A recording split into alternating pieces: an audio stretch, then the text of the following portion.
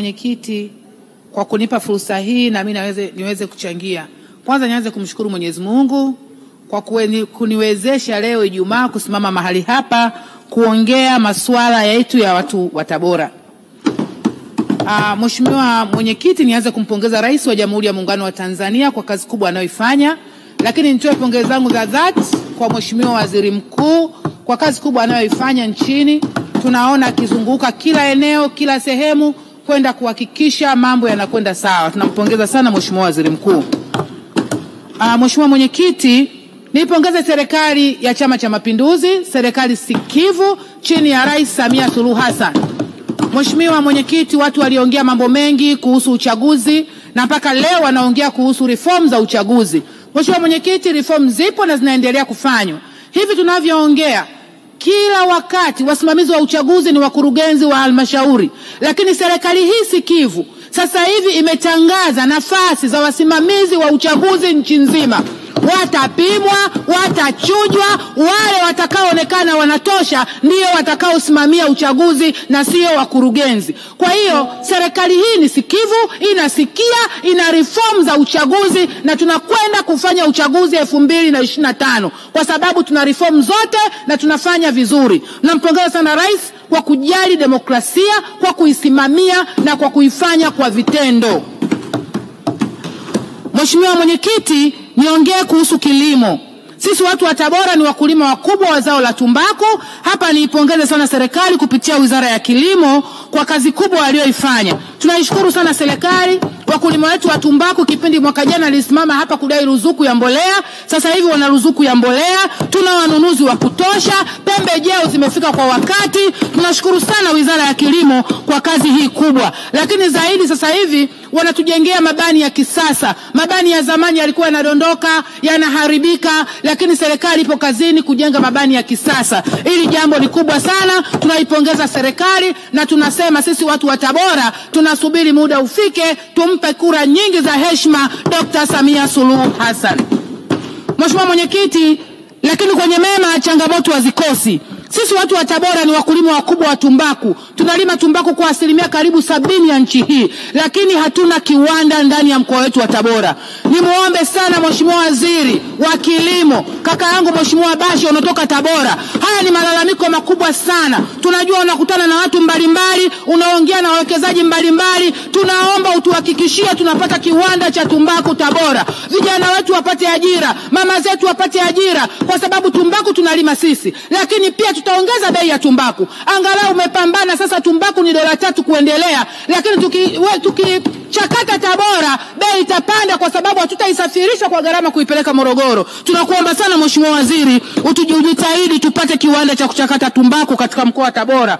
Lakini sisi Tabora tulikuwa na kiwanda cha nyuzi kinatokana na pamba. Kiwanda hichi kimekufa. Bado tunajua Mheshimiwa Waziri ulikuja Tabora ukakitembelea, sijui mikataba imefanya nini, najua serikali hamshindwi. Tunaomba kiwanda hichi cha nyuzi kifufuliwe ili watoto wa Tabora, wananchi wa Tabora waweze kupata ajira. Tabora hakuna kiwanda, inasababisha watu wengi wanakuwa majobless kwa sababu hatuna kiwanda, na hatimaye tunaambiwa Tabora hakuna maendeleo, lakini hatuna viwanda vya kutosha. Tunaomba sana, tunalima pamba katika wilaya yetu ya Igunga, wilaya ya Nzega kidogo tunalima pamba. Sasa hivi tumeanza kulima pamba kwenye wilaya ya Kaliwa kidogo.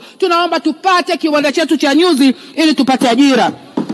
Mheshimiwa Mwenyekiti, niongelee kuhusu mabwawa kwenye Wizara hiyo ya Kilimo. Tunashukuru Wizara ya Kilimo kujengea bwawa katika kata ya Tumbi, lakini kuna upembuzi yakinifu Magoweko, lakini tumepeleka maombi yetu kwa ajili ya kupata mabwawa Itetemia, Isukamahela, Nyakato kata ya Misha, Manoleo kata ya Itonjanda, Kalumwa kata ya Uyui. Tunaiomba sana serikali ituwekee mabwawa ili tuweze kulima kwa tija, tuweze kulima muda wote, na hatimaye ndoto ya Dr. Samia Suluhu ya Watanzania kulisha Afrika basi iende ikatimie. Mheshimiwa Mwenyekiti, niongee tena kidogo elimu. Kule Tabora kuna shule nyingi kongwe, ule ni mji wa zamani. Shule nyingi ni kongwe, tunaomba serikali itupe pesa za ukarabati. Kuna shule ya Mwenge, shule ni maarufu sana, lakini shule imekuwa kongwe kabisa. Kuna shule ambazo zimesoma viongozi wote karibia wa nchi hii. Paka baba wa taifa Mwalimu Nyerere amesoma Tabora Boys. Shule hii bado ina mambo ya ukarabati, haijakamilika. Tuliomba pesa tukapata milioni 900 kwa ajili ya boys na girls, lakini mpaka sasa bado shule hizi hazijakamilisha pesa kwa ajili ya ukarabati. Town School tuliomba pesa ya ukarabati tukapata, lakini bado hatujajenga uzio. Lakini pia shule ya Uhuru tunaiomba sana serikali itupatie fedha za ukarabati wa shule hizi. Mheshimiwa Mwenyekiti, afya.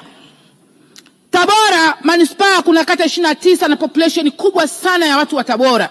Lakini unaweza ukashangaa kuna vituo 4 tu vya afya ndani ya kata 29. Hii kitu haikubaliki Mheshimiwa Mwenyekiti. Haikubaliki kabisa.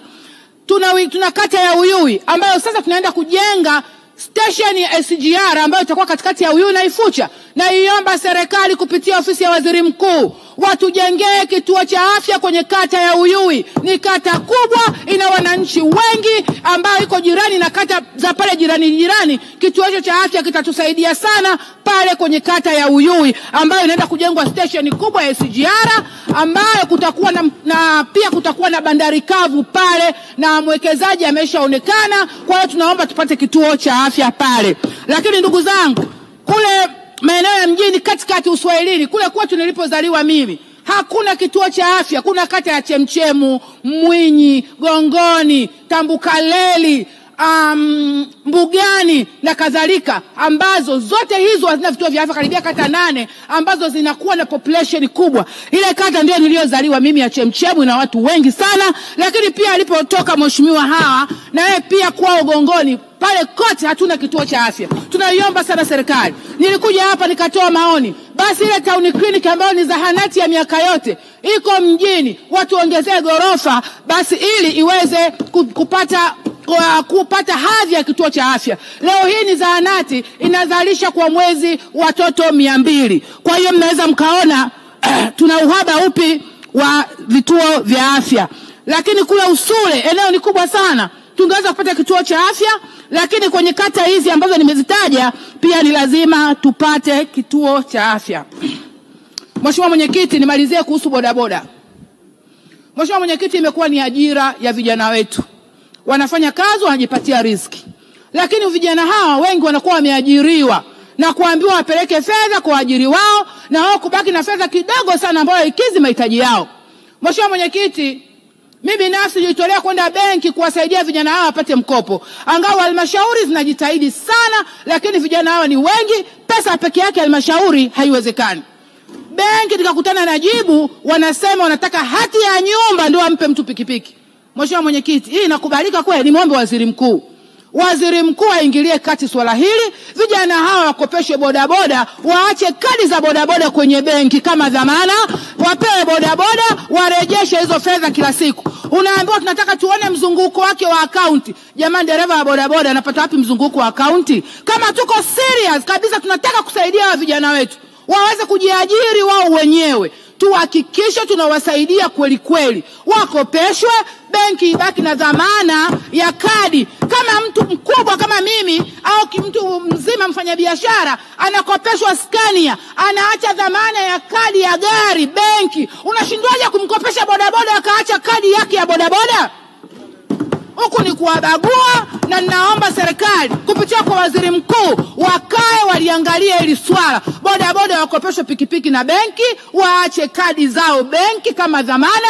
Lakini pia unaweza kuongezea ukamwambia leta mdhamini mmoja au wawili kama litatokea tatizo lolote, lakini sio kumwambia lete hati ya nyumba.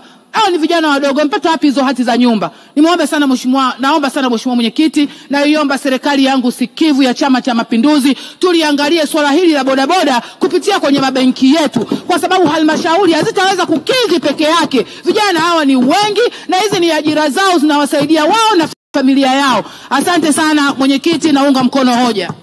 Asante sana Mheshimiwa Munde Tambwe Abdallah.